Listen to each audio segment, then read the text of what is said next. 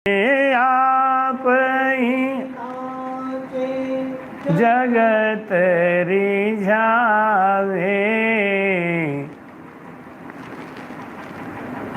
सूरत बांस पर लावे मेरे रा, सूरत बांस आप ही नाचे जगत रिझावे। अपने तो डांस करती है, बांस पे चलती है, लेकिन उसकी सुरती हर समय बांस के ऊपर ही लगी रहती है। आप ही नाचे जगत रिझावे, सूरत कहाँ रखती है? वो बांस के ऊपर। सूरत बांस पर लावे, ऐसी हमारी जो सुरती है जगत में। करशु कर्म करो विधि नाना, और मन राखो जहाँ कृपा निधाना। तो करवा चौथ का जो व्रत है वो हमने आपको बताया, माता पार्वती ने इसलिए किया, कुंवारेपन में किया। क्यों किया?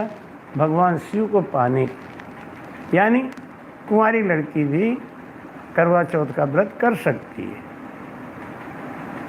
करवा कौन थी? एक जाति की धोबिन थी, जिसने अपने पति की रक्षा करने के लिए अपने सत को दांव पे लगाया और धर्मराज से लड़ गई और अपने पति को बचा लिया, मगरमच्छ को नरक में भेज दिया।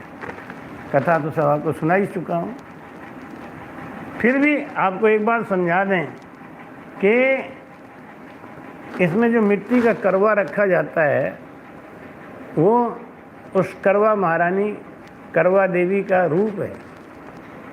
और जो सींग है वो इसलिए होता है कि उस सींग से करवा माता ने मगरमच्छ को रोक दिया था, उसको वहीं बांध दिया था। उसको बांध के तब गई थी यमराज के यहाँ, और यमराज से अपने पति को छुड़ा के लाई थी। करवा चौथ के व्रत में एक बात का विशेष ध्यान रखना होता है कि पति में निष्ठा पक्की हो, पति में प्रेम पक्का हो। जिस स्त्री का पति के अलावा कहीं और मन है और प्रेम है, ऐसी स्त्री अगर करवा चौथ का ढोंग करती है तो पति की उम्र घटती है, बढ़ती नहीं। विघन और बढ़ता है, घटता नहीं। दूसरी चीज़ महाराज ने क्या समझाया कि जब तक करवा चौथ के दिन चौथ माता को अर्घ नहीं दे ले, तब तक उसको भोजन नहीं करना चाहिए। क्योंकि जिसके नाम से पूरे दिन व्रत रखा है, पहले वो खा ले, उसके बाद ही खाना चाहिए। चलनी में चाँद को देखने की प्रथा क्यों है? ऐसा कहते हैं कि जितने छेद है उसमें से जितनी बार आप चंद्रमा को देखोगे, उतने बरस आपके पति की उम्र बढ़ जाती। पहले तो पति और पत्नी दोनों रखते थे, तो वो भी चंद्रमा देखते थे, पत्नी भी देखती थी। पति रखता था व्रत पत्नी के लिए, पत्नी रखती थी व्रत पति के लिए।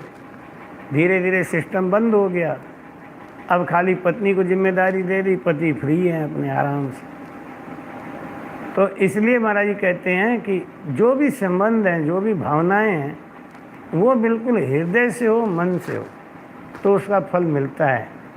ऐसे ही अपना सांसों सांस भजन है, जब ये भजन हमारा हृदय से और मन से होता है तो उसका फल मिलता है।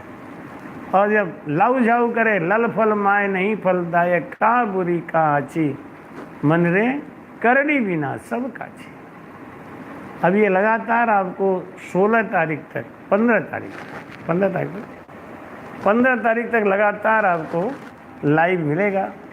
15 तारीख के बाद फिर गैप हो जाएगा, और उसके बाद में 30 अक्टूबर से 15 दिन के बाद फिर चालू होगा हरिद्वार में। जब ये सत्संग होगा तो हरिद्वार में लाइव आपको मिलेगा 30 अक्टूबर से 5 नवंबर तक। सदगुरु सुखराम जी महाराज जी के मोक्ष दिवस और ज्ञानेश्वरी बाई जी के मोक्ष दिवस का संयुक्त तिथि हम लोग मना रहे हैं हरिद्वार में, तो उस कार्यक्रम का सीधा प्रसारण आपको मिलेगा। फिलहाल अभी 15 अक्टूबर तक आपको सीधा प्रसारण मिलेगा। सदगुरु सुखराम जी महाराज ने धन्य राम जी राम महाराज।